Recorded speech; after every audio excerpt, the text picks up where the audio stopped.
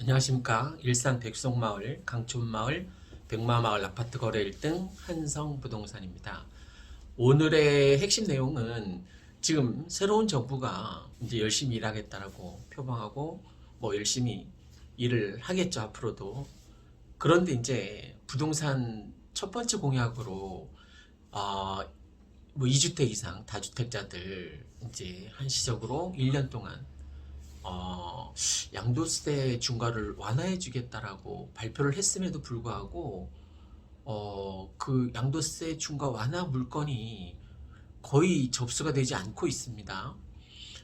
그리고 더불어 오늘 또 하나 말씀드리고자 하는 것은 지금 1주택자라도 좀 더 여유로운 경제 생활을 위해서 뭐 나이가 들수록 돈, 건강, 외로움 뭐 이런 것과 싸워야 되잖아요. 그래서 좀 여유롭게 노후 생활을 하기 위해서 1주택으로는 좀 부족한 것 같다. 그래서 2주택자에 도전해 보시라는 취지로 말씀드리겠습니다. 물론 그게 힘들면 일시적인 1가구 2주택으로 추진해도 됩니다.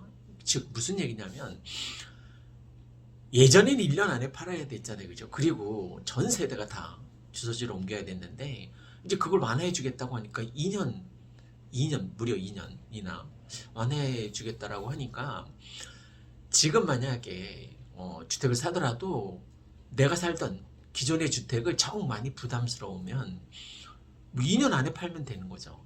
근데 2년 동안 아파트 가격이 올라갈 가능성이 높아요. 그죠? 이 강촌마을, 백송마을, 이 백마마을 같은 경우에는 호재가 있기 때문에 뭐 2년 안에 저는 많이 올라갈 것 같은데 뭐 15% 이상은 올라갈 것 같은데 작년에 참고로 고양시가 32점 몇 프로가 올랐어요. 그죠? 고양시 전체 평균이 그렇다는 겁니다. 그래서 최소한 2년 동안 15%안 오르겠어요. 그죠? 그러면 내가 사는 집도 15%가 오를 테고 또 내가 일시적인 1가구 2주택으로 마련한 그러니까 전세 끼고 갭투를 해놓은 그 아파트도 오르겠죠. 정 안 되면 내가 살던 이 집을 팔고 그쪽으로 이사 가면 되니까 그럼 그러기 위해서는 전제 조건이 더 큰 평수, 입지가 더 좋은 곳으로 가야만 합니다. 뭐 아파트를 줄여서 가는 나이 많으신 분들도 있는데 저는 전세 주고 너무 크면 둘이 살기 너무 크면 그걸 전세 주고 작은 평수에서 전세 살라고 권하고 싶습니다. 나중에 노후 대비를 위해서 아무래도 큰 아파트, 비싼 아파트가 노후를 좀 더 오랫동안 긴 기간 동안 보장해 줄 테니까. 자, 다시 이제 원점으로 돌아와서 새로운 새 시대가 새 정부가 들어섰는데도 불구하고 또 양도세를 대폭 20% 30%까지 깎아주겠다는데도 급매물이 안 나오고 있습니다. 지금 단지별로 급매물이 있는 것은 일시적인 1가구 2주택 기한이 돼서 어쩔 수 없이 팔아야만 하는 게 뭐 한 시세보다 4, 5천 가량 저렴한 그런 아파트 특히 큰 평수일수록 아직 남아 있습니다. 작은 평수는 한 달 전에 싹 쓸려 나간 느낌이었고 특히 백송마을 같은 경우가 굉장히 많이 거래가 되었었습니다. 자, 급매물을 내놓지 않는 그 다주택자들의 심리는 뭘까요? 아파트를 한번 사면 팔지 않는 거라는 인식을 갖고 있는 거죠. 기본적으로. 자, 내가 32평에 살고 있습니다. 5단지 32평에. 그러면 이걸 팔면 다시는 32평을 못 산다는 거니까 자산 가치에 투자해야 되니까 자본주의니까 그죠? 우리나라는 자본주의니까 자본에 투자해서 시간이 흐를수록 그 시간은 금이라는 말이 있지 않습니까? 자본에 자산 가치에 투자한 시간만 금이 될 수 있는 거예요. 그냥 어중이 떠중이 모든 시간, 모든 사람에게 시간은 공평하지만 부자나 가난한 사람이나 다 24시간이라는 어떤 제한된 시간 주어지는 거는 뭐 공평하게 다 주어지지만 내가 어떤 자산 가치에 투자했느냐에 따라서 뭐 어떤 건 금이 되기도 하고 또 그렇지 않기도 하고 요즘 뭐 비트코인 많이 떨어졌잖아요. 그죠? 그래서 내가 어떤 자산 가치에 투자했느냐에 따라서 내 자산을 불릴 수 있느냐 그렇지 않느냐 중요한 기로라고 볼 수 있습니다. 프로스트의 가지 않은 길에서처럼 늘 우리는 선택의 연속 선상에서 이제 삶을 살아가게 되는데 지금이 저는 적기라고 생각됩니다. 왜? 아까 제가 2년간 15%가량은 오르지 않겠냐라고 말씀드렸잖아요. 그 가장 핵심되는 게 일산 소사선, 그 다음에 8월부터 이제 시행된 임대차, 그 계약갱신 청구권의 종료로 인해서 전세가가 말도 못하게 치고 올라갈 상황입니다. 그건 뭐 여기뿐만이 아니라 이 지역뿐만이 아니라 전국적으로 나타나는 이제 전세가 상향 조정 현상이 나타나겠죠, 그죠? 그래서 아파트 가격이 아무래도 수요와 공급을 생각하더라도 뭐 지금 당장 올해 내년 들어설 것 같지 않으니까요. 주변에 새로운 아파트가 저는 아파트 상승 쪽에 더 베팅을 하고 싶습니다. 제가 유튜브를 19년부터 했는데 이제 19년부터 했는데 계속 오른다라고만 얘기할 수밖에 없는 상황이 연출됐어요. 그죠? 그러면 19년도에 제 유튜브를 보고 아파트에 투자해서 아파트를 산 사람들 지금 이제 다시 재계약 기간이 이제 막 돌아왔잖아요. 그 사람들이 올 때마다 맛있는 걸 사옵니다. 왜 그렇겠어요? 자기가 산 그때 2년 전에 산 그 아파트들이 굉장히 많이 올랐잖아요. 그죠? 뭐 어떤 거는 몇 억씩 올랐으니까 아무래도 고마운 마음을 담고 이렇게 선물을 떡을 가져오시는 분도 있고 며칠 전에 참외를 하나름 갖다 주시는 분도 있고 이처럼 내가 지금 어떤 선택을 하느냐에 따라서 내년의 삶, 내후년의 삶이 달라지는 거예요.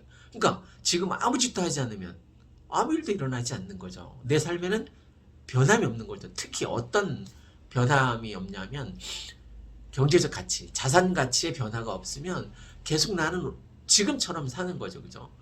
지금 내 삶이 불만스럽다면 무슨 짓이든 해야 되는 거예요. 자산 가치에 투자하는 게 좋다라는 겁니다. 그게 꼭 부동산이 아니라도 어쨌든 나중에 시간이 흘렀을 때 그 시간이 금이 될 수 있는 그러한 자산 가치에 투자하시는 게 정말 좋다는 겁니다. 그리고 아까 내가 한 주택이 있더라도 뭐 요즘 대부분 1가구 1주택이죠. 다시 재투자하기에는 취득세가 뭐 8%, 12%막 이러니까. 근데 이제 새로운 정부 들어서서 2년간 유예를 해주겠다고 하잖아요.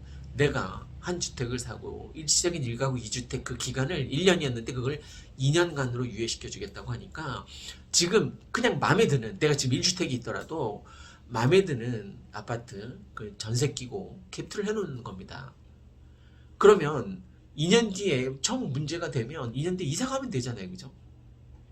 아니면 팔아도 되고. 그래서 내 자산 가치를 높이는 좋은 방법 중에 하나가 이제 일시적인 1가구 2주택 정책을 내가 활용하는 거예요. 그래서 내 자산 가치를 높일 수 있는 뭐 수단에 쓸 수 있도록 그렇게 하는 게 내가 부자가 되는 좋은 지름길이라는 거죠. 저는 일시적인 1가구 2주택 정책을 내가 잘 활용했다가 그냥 쭉 뭐 1가구 2주택으로 가는 게 저는 노후 자산 가치 상승을 위해서라도 저는 아주 바람직하다라고 생각합니다. 지금 사람들은 이제 새로운 정부가 양도세 중과 완화를 해주겠다고 대폭 완화를 해주겠다고 하니까 아파트들이 막 쌓여서 매물이 쌓여서 아파트 가격이 떨어지면 사겠다라는 사람이 있는데 지금 급매물을 제외하고 아파트 가격이 뭐 떨어지거나 하진 않습니다. 다만 좀 싼 가격에 팔아야 되는 개인 사정으로 인해서 그런 물건들 인해서 아파트 가격이 혹시 떨어졌지 않았나. 지금 요 지역은 그렇다는 거예요. 뭐 백송마을, 강촌마을, 이 백마마을을 포함해서 이 지역은 아파트 가격이 떨어진 것 같지는 않습니다. 다만 급매물이 아직 남아있는 거예요. 그것도 많이도 아니고 한 단지에 뭐 한두 개 정도밖에 남아있지 않습니다. 그러니까 혹시 내가 1주택자라도 저는 뭐 본인의 노후 대비나 아니면 자산 가치를 생각해서라도 1가구 2주택을 노려라. 1가구 2주택을 노리는데 정 내가 2년 뒤에 2년 동안 안 팔아도 되니까 2년 뒤에 정 버거우면 이제 기존에 살던 주택을 팔면 되겠죠. 그죠? 근데 여기서 주의해야 될 것은 반드시 지금 사는 집보다 더 좋은 돈과 더 좋은 향, 더 좋은 평수, 더 높은 가격을 구해놔야 됩니다. 그래야지만 2년 뒤에 후회하지 않습니다. 자, 오늘은 새로운 정부가 양도세를 중과 완화시켜 주겠다는데도 불구하고 뭐 급매물이 나오지 않고 있다라는 현지 사정과 일시등 1가구 2주택 정책을 잘 활용해서 부자가 되었으면 하는 바람에서 얘기를 했습니다. 노후가 되면 돈, 건강, 외로움 뭐 이런 것들이 가장 뭐 걱정의 대상이라고 합니다. 그래서 돈 문제만큼은 조금 해결할 수 있도록 자산 가치에 투자하십시오라는 걸 얘기했습니다. 그리고 외로움 같은 거도 참 중요한데 사람을 가장 많이 행복하게 하는 게 연인과 뭐 함께 사랑하는 사람과 함께 여행을 가거나 아니면 담소를 나누거나 맛집을 탐방하는 뭐 이런 거라고 합니다. 그러니까 외로움을 해소하기 위해서는 지금 사는 사람과 연인처럼 잘 지내야겠죠, 그죠? 뭐 물론 그것도 중요합니다. 무엇보다도 건강을 잃으면 모든 걸 다 잃게 되니까 건강에 투자하시면 그것도 좋은 방법 중에 하나일 겁니다. 감사합니다.